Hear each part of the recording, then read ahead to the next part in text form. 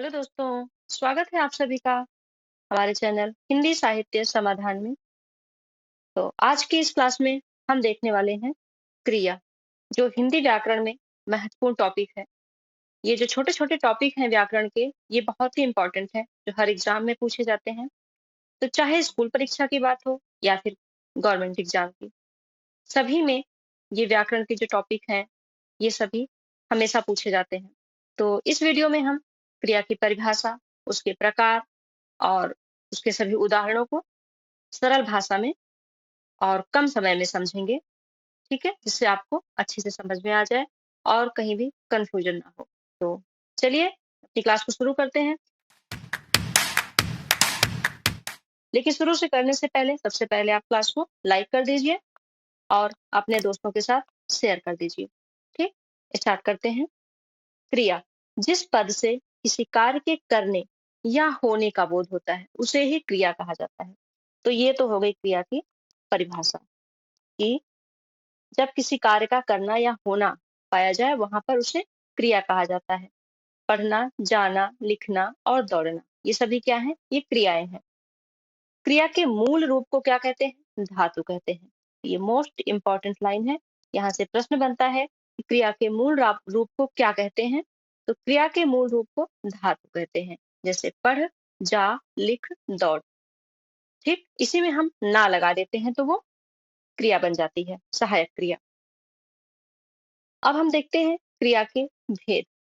क्रिया के भेदों में से कुछ प्रमुख भेदों पर यहाँ पे चर्चा कर रहे हैं। रचना के आधार पर क्रिया। पहला है रचना के आधार पर क्रिया। तो रचना के आधार पर क्रिया कितने प्रकार की होती है? दो प्रकार की होती है, मूल क्रिया और यौगिक क्रिया। मूल क्रिया जैसे पढ़ना, देखना, दौड़ना, ये होती है, ये मूल क्रियाएं होती हैं। और यौगिक क्रिया जो होती है, वो दो क्रियाओं को मिला के बनती है, जैसे पढ़ सकना, देख लेना, दौड़ सकना। यहाँ पर दो क्रियाएं मिल रही हैं, देख लेना, दौड़ सकना।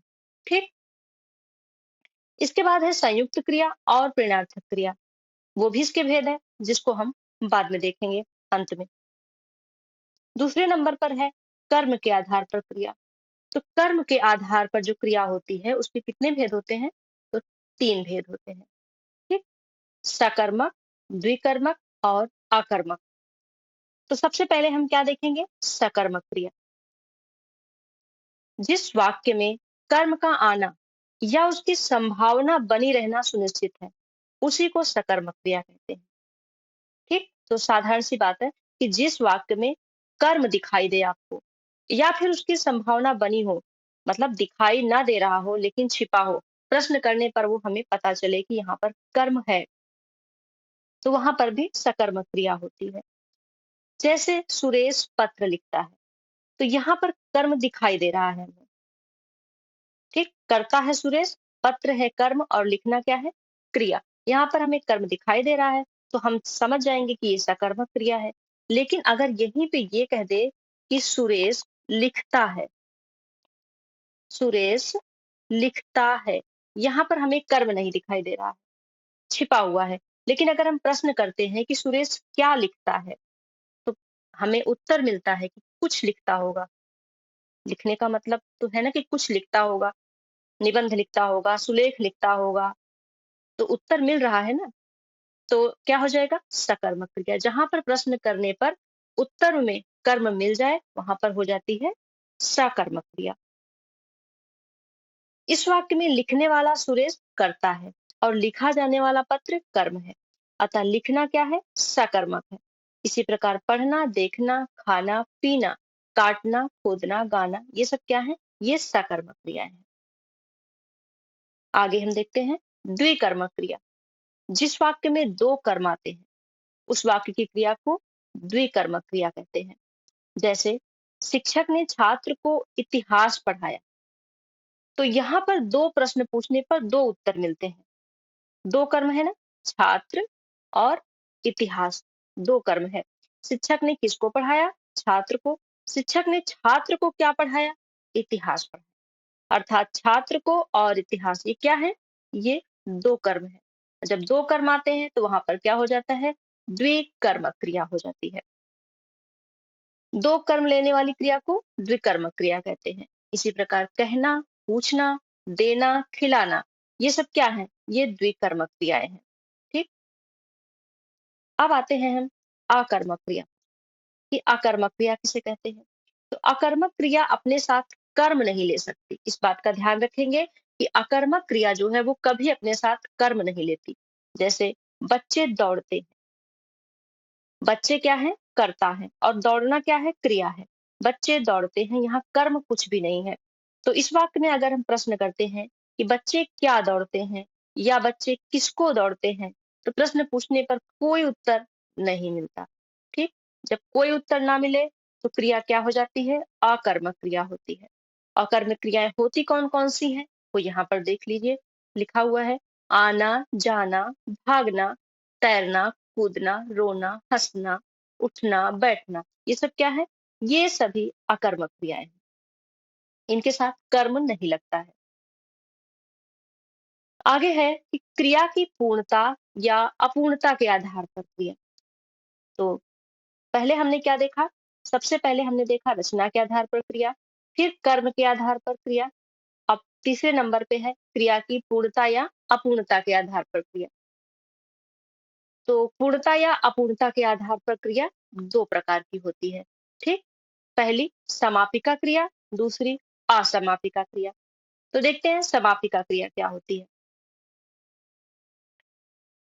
समापिका क्रिया वाक्य के अंत में आती है और वाक्य की समाप्ति की सूचना देती है।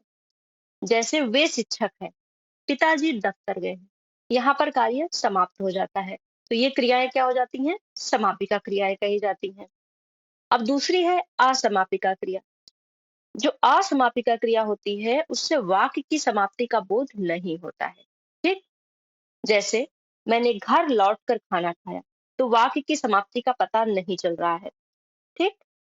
बच्ची मुझे देखते ही रो पड़ी, भाषा बहता नीर है, सुनी हुई बात पर विश्वास ना करो। सुनी हुई, बहता, देखते ही, लौटकर, ये सभी क्रियाएं हैं, लेकिन क्या है? ये सभी असमापिका क्रियाएं हैं। इनसे क्रिया की समाप्ति का बोध नहीं हो रहा है। तो समझ गए होंगे आप लोग असमापिका और समापिका क्रियाएं। इसके बाद है संयुक्त क्रिया। दो या दो से अधिक धातुओं के मेल से बनने वाली क्रिया को संयुक्त क्रिया कहते हैं। ठीक। दो या दो से अधिक धातुओं के मिलने से जो क्रिया बनती है उसी को हम संयुक्त क्रिया कहते हैं। इससे अर्थ में अधिक स्पष्टता आ जाती है। इसकी पहली क्रिया को मुख्य क्रिया और बाद में आने वाली क्रिया को क्या कहते हैं? सहायक क्रिया कहते हैं। ठीक। तो जो पहली क्रिया होती है उसी को हम मुख्य क्रिया कहते हैं और दूसरी क्रिया को सहायक क्रिया। उदाहरण से समझेंगे। वर्षा थम चुकी है। दो क्रियाएं हैं नहीं, नहीं इसमें, थमना और चुकना। वर्षा थम चुकी है, तो थमना क्या है?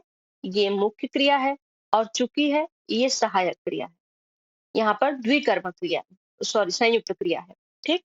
वह पढ़ नहीं सका, पहली क्रिया पढ़ना और दूसरी क्रिया सकना, तो यहाँ पर भी संयुक्त क्रिया हो गई। शिशु रोने लगा, हम रोज स्कूल जाया करते हैं, तुम्हें सच बोलना चाहिए, मोमबत्ती जलाकर पढ़ना पड़ा, उसे जाने दो, चिड़िया बोल उठी, क्या करना चाहते हो, लड़के खेलते रहे, गिलास गिर पड़ा, क्या कर बैठे।